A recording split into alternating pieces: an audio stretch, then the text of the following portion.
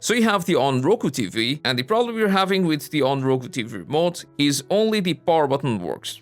Or maybe it only works with infrared, but when you cover it up, Bluetooth doesn't work. This happens when the remote isn't synced with the TV. So here's how you can pair and connect the ONN TV remote in less than a minute.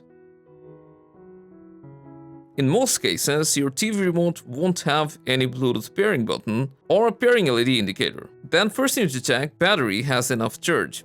You can also try changing them.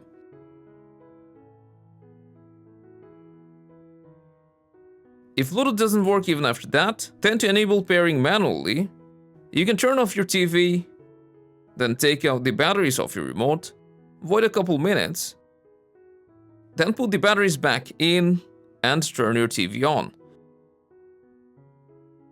After that, you can try holding down the home button or both the home and back button together, and then you should see the pairing prompt on your TV and the remote should be paired. Now you can see all the button works, and that's how simple it is. Hope this helped, and stay tuned for more.